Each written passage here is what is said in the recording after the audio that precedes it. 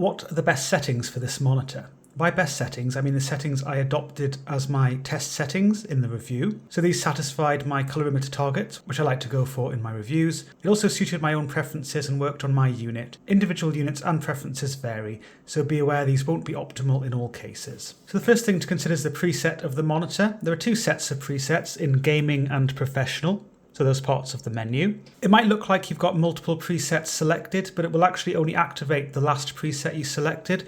So although it says sRGB here, that's not active because I last selected user in gaming, and it will tell you the preset that's actually active where it says game mode at the top.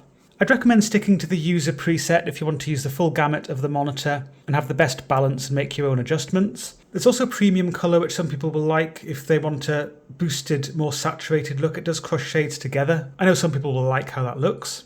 Although with that said, this monitor does have a wide gamut, and if you're using the full gamut of the monitor, then things are naturally rather saturated anyway.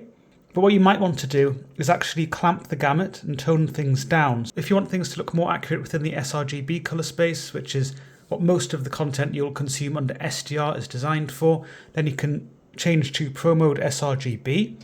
That is an effective gamut clamp. And you can adjust the brightness with this setting, but some of your other controls are locked off, such as contrast and colour temperature. There's also an Adobe RGB preset if you want to clamp closer to the Adobe RGB colour space, if you're working within that colour space or you prefer how things look there. And Display P3, which will clamp your gamut closer to DCI P3. If you've got one of the other presets selected, such as user, then it's going to be using the full native gamut. Because of how I like to test monitors, I do like to use the full native gamut, and I test the emulation mode separately as I do in the review, so I'm going to stick to user here. A few other settings in gaming to be aware of. There's adaptive sync, which you would enable if you want to use adaptive sync VRR. So if you want to use NVIDIA G-Sync compatible via DisplayPort, or you want to use AMD FreeSync, for example, you want adaptive sync to be on. If you're connected via HDMI, you'll see there's also an HDMI VRR setting. It's grayed out for me at the moment because I'm using DisplayPort. If you enable that, be aware that it's going to change the refresh rates that are available for you. The main use case for this is if you're using the PS5 and you want to use VRR on the PS5, because you can't use adaptive sync on that, you need to be using HDMI 2.1 VRR. It would also allow you to use NVIDIA G-Sync compatible as a PC user, but as I explore in the review, you'll also be limited to a maximum refresh rate of 360 Hz if you enable this. So if you want to use VRR as a PC user, you're much better off just using DisplayPort. If you've got an AMD GPU and you want to use FreeSync, that can be done via adaptive sync over HDMI, so you don't actually need HDMI VRR enabled. You don't need to restrict the monitor in any way. So just be aware of these restrictions. It's really mainly for the PS5 where you want to be using the HDMI VRR setting. There's also an HDMI 2.1 setting, which specifically will give you a console mode for HDMI 2.1. So as a PC user, of course you would select PC here if you're using HDMI. Then what it will do is it will give you a 4K UHD downsampling setting. This is particularly applicable for the Xbox Series X and similar consoles because they will only allow you to use an HDR signal with the 4K UHD resolution. And because I am a PC user with an NVIDIA GPU, I am using DisplayPort, which will get me the full 500 Hz capability. I can use HDR and I can use VRR, and all I need is adaptive sync active. And the other settings only related to HDMI aren't at all applicable when you're using DisplayPort. The next change I made was in image, and that was to the brightness, which I set to 39, and that got close to my usual target of around 160 nits. This is suitable for my lighting environment and my own preferences, and it's what I go for in my reviews for consistency. Individual brightness preferences and lighting environments vary, so you have to really set this according to those for yourself. Another thing I explore in the review is the eco setting, and that changes the brightness mapping of the monitor. It's otherwise the same as user. If you've got the brightness set to anything other than 0 and you've got eco selected, you can have a reduced brightness compared to if you have a different preset such as user selected. Might as well mention here as well, some people might like a low blue light setting as an alternative, so you could set Pro Mode to anti-blue or enable the low blue light toggle. But if you do that, the image has a kind of yellowish green tint and I don't think it looks very nice at all. There's really no reason to suffer through that greenish yellow tint.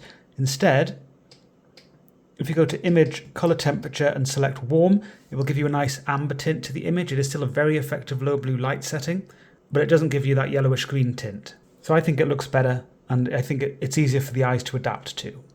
And the next change I made was in color temperature. I would set it to customization for my test settings. Red set to 97, green to 100 and blue to 100. This gave me a good neutral green channel as well as close to 6500K for my white point, which is what I typically go for in my reviews. Individual units will vary when it comes to the color channel balance, so these settings might not be optimal in all cases. So that's what I changed under SDR. I set the game mode to user, or the pro mode to user, exactly the same thing. Adaptive sync was enabled. Remember, I'm using DisplayPort here, so the HDMI settings are irrelevant. I set my brightness to 39, color temperature to customization, red 97, green 100 and blue 100. If you're feeding an SDR signal, as I am now, it doesn't matter what you set the display HDR setting to, it's not going to change anything.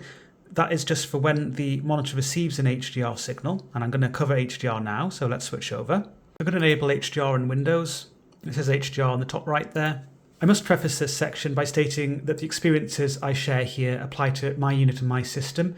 Things can vary based on different GPUs or systems and even between units. Under HDR, many settings are grayed out, so it doesn't look like what I was showing you earlier with SDR. And that includes your brightness and your color channels, so you can't adjust them. The presets behave differently to under SDR, but they do still affect the image. Quite a few of them will over-sharpen the image in a quite disgusting way, and actually they do that to an extent under SDR, but under HDR it can be even more noticeable and zany for some reason, and some of them also upset the saturation. So I'm not going to go through all of this. I would just recommend, again, sticking to user.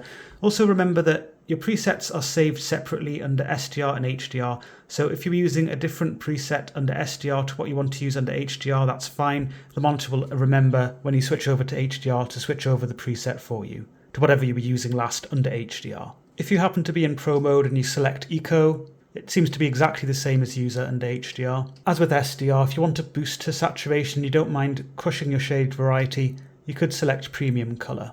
But the main setting of interest under HDR, once you've got your presets set up properly, which would be user or eco, but use whatever you feel looks the best to you. That's the display HDR setting in image, which I said didn't do anything under SDR, but under HDR it certainly does have an effect. So you should consider the True Black 500 setting, which is the VESA Display HDR True Black 500 compliant mode, if you like a tightly calibrated experience with limited peak brightness compared to the alternative modes. And it is explored in the review. It gives a bit of a brightness boost compared to the more common Display HDR True Black 400 certification given to most OLEDs. I like to use the Windows HDR calibration tool to help give an idea of the relative brightness calibration for HDR with various modes and settings. In-game calibration sliders should show similar behaviour, though that can depend on the game and how they've set the HDR calibration options up. Just remember, this tool gives an indication of the relative calibration of the screen. It does not give you the actual brightness levels that you'll experience when you use the monitor. So for the first screen here, as it's an OLED, just select 0.00 all the way to the left. For the second screen, I'm going to have to adjust my exposure so you can actually see it. Well, as covered in the review, the True Black 500 setting, which is what I'm using at the moment, that's limited to a peak brightness output of around 520 nits, or around 315 nits for full screen white. The Windows HDR calibration test, that shows the maximum luminance, or the peak luminance, as 550 nits. And it shows the same for the full screen white. Remember, again, it's not the actual brightness output, it's just the relative calibration it's showing you here. And it's quite normal for both of the parts of the HDR test to show the same value. So really 550 nits versus 530 nits, that's a nice close match. And I do ideally like to see this kind of close match between what the monitor outputs and what the maximum luminance is reported as in this test. I've switched over to the peak 1000 nit setting, which is one of the high brightness modes. The tool reports the brightness here around 1020 nits, and that closely matches the monitor's output, which I recorded just above that in the review. Again, it's reported in the same way for full screen white, around 1020 nits again. As I mentioned, that is entirely normal, even though the actual full screen brightness of the monitor is limited by its ABL, and therefore it is really closer to 300 nits, a little bit above that. So again, the peak brightness reported in this test does line up well with the actual brightness output of the screen. I've now switched the Display HDR setting over to EOTF Boost, so that's the other high brightness HDR mode. The tool reports the brightness here 550 nits for the peak luminance, and for the full frame luminance, reports that around 300 nits. and that's despite this setting actually matching the peak luminance capabilities of the peak 1000 nits setting, which is a bit above 1000 nits. So there's a clear mismatch with the peak luminance reported in this test and the actual luminance of the screen. As covered in the review, this mode uses some interesting calibration trickery to prevent mid-tone dimming in bright scenes that occurs with the peak 1000 nits setting. I'll just let you stare at my desktop wallpaper for a little bit instead of a bright white screen. I also noted in the review that the setting is very inconsistent. So different in-game calibration processes would show a different set of numerical values to the Windows HDR calibration tool, and that's just based on the exact makeup of the in-game calibration screen, or the system calibration screen you happen to be looking at. Things were much more predictable using the other HDR modes and similar to what I'd expect given the measured brightness capability and what was reported with the Windows HDR calibration tool.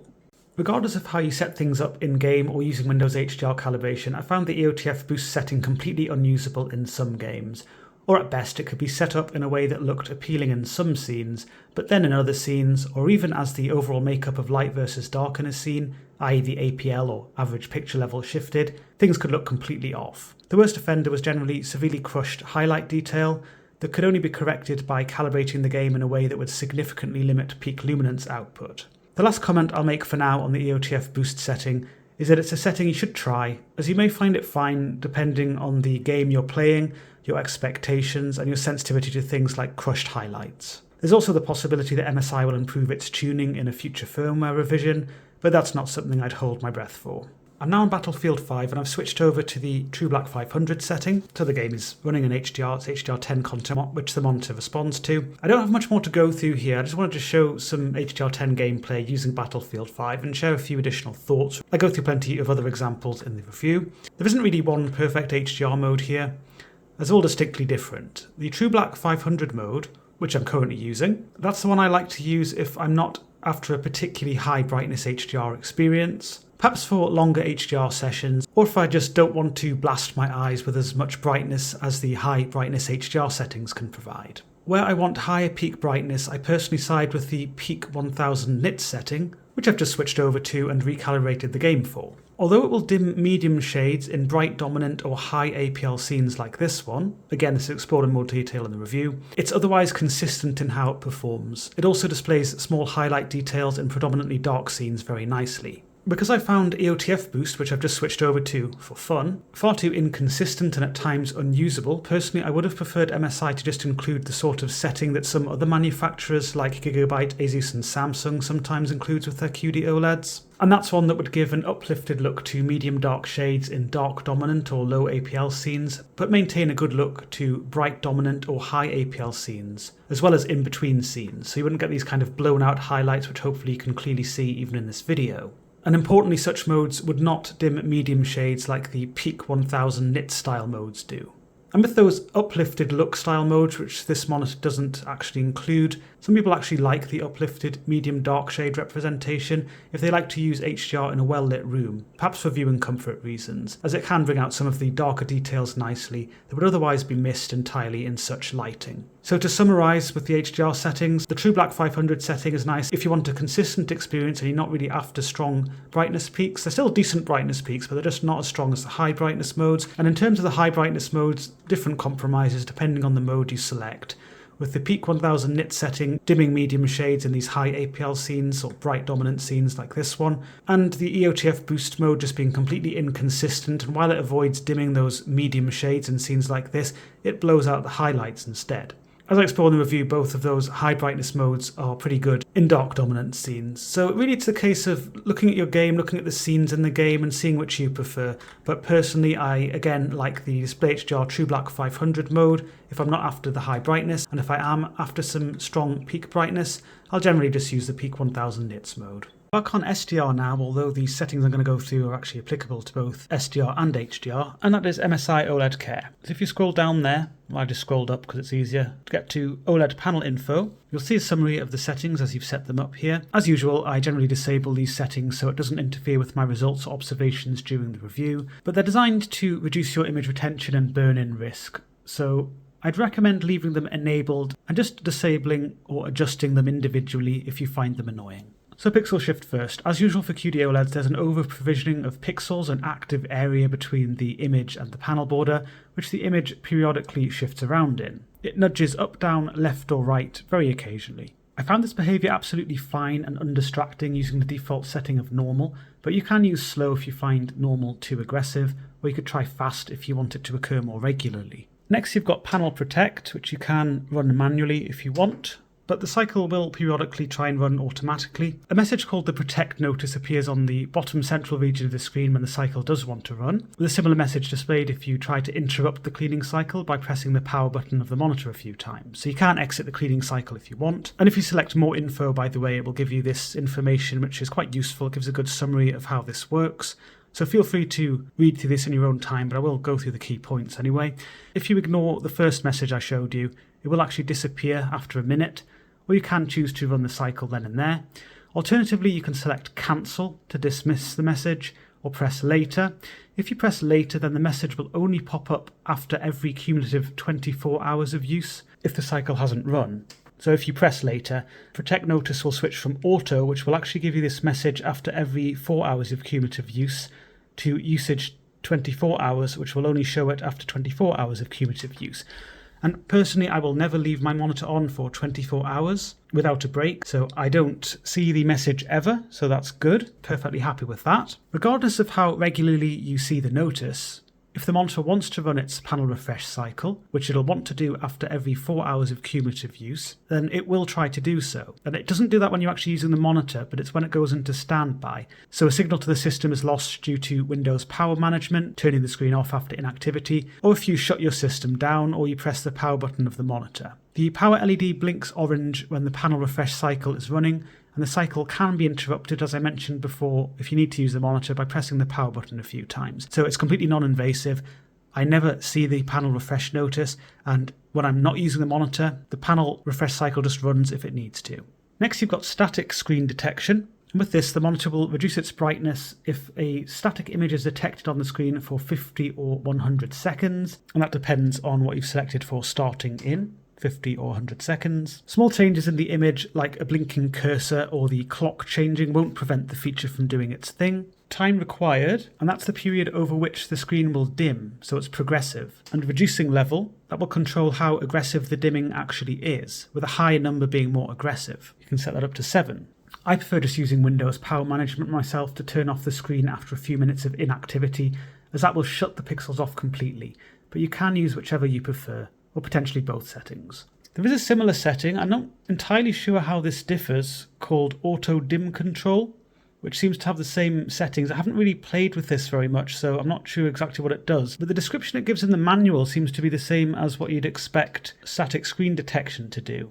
So I'm really not sure. I mean, you can use both, but honestly, I'm not entirely sure. If anyone knows in the comments, feel free to mention how they differ, but the manual really doesn't make it clear. There's multi-logo detection. With that, the screen will selectively dim small static elements, such as logos, buttons, icons, and such like. You can control how aggressive this is from 1, that's with reducing level again, which is the least aggressive, to 4, which is the most aggressive. Or you can disable it if you prefer. Next, there's taskbar detection, and it doesn't just dim the Windows taskbar, but also program taskbars, or UI areas. And it doesn't affect other areas of the image. So I actually quite like this setting. I would generally use it if I'm just using the monitor normally or using an OLED with a similar feature normally, but just see how you find it. Next, you've got boundary dimmer, and that dims the edges of elements such as bright text or tables with contrasting backgrounds, so contrasting dark backgrounds. It's again configurable with how aggressive it is, up to 4. V-split detection, and that will selectively dim vertical edges of windows in multitasking situations. And again, you can control how aggressive it is if you want, between 1 and 4. OLED panel info, which I showed you just before, just something to note here is it does actually say how long since it's last run the pixel cleaning cycle, and also how many times it's run it. So it's run it 17 times on my unit, and it is due to run it because it's 4 hours and 35 minutes in. So it will opportunistically run the cycle if I switch my system off or switch the monitor off. And by off, you do have to still have it plugged into the mains, so it's getting power, but you just use the power button like I just did there. And the power button is blinking amber, which indicates that the cycle is running. If I wanted to use my monitor, which I do, I can then just press that power button a few times. I'm not even sure if you need to press it a few times. So I pressed it the first time and it seemed to just go off completely. Pressed it again so I can turn it on. It won't say anything for a little bit, but then it will give me a little message eventually saying it tried to run the cycle. Please run it again or let me run it next time. I promise it will say this eventually. I did actually pause the video then. It took about 30 seconds for this particular notice to come up. So you can execute it, or if you press cancel, it'll just try and do it next time. I'm just going to super quickly run through visibility enhancement, because I know some people do like to have a competitive edge when they're gaming. The main way of doing this on this monitor would be to use AI vision, which will look at the image and make various changes. Alternatively, you can use night vision, and if you set that to AI, then I think it's the same as toggling AI vision. I'm not sure. I haven't really played around with this too much recently, so on this model anyway. But I'm showing you the Lagom black levels test, which has various dark grey shades. And when this is set to AI, or I've got AI toggled, it doesn't really enhance the visibility too much of the darkest shade, so it's not actually that useful. But if you set it to strongest, it does. And strong is a bit weaker, normal a bit weaker. So perhaps if you set this to the strongest setting, that would be a decent way of enhancing your visibility. But even then, I wouldn't say the visibility is amazing for some of the very dark shades, like shade 1 here, for example. So there aren't various different gamma modes either, which you could use for further uplift. I mean, don't get me wrong, strongest does still give a good uplift, and you probably find this okay, and it doesn't look exactly how you'll see in the video, by the way. I can actually see all of these squares, including one. It just isn't quite as bright as I'd expect it to be with the strongest setting of this type. And just for comparison, that's with it set off, but remember, again, you're not seeing what you'd actually see by eye, just to show you that there is actually a significant uplift when you use this setting.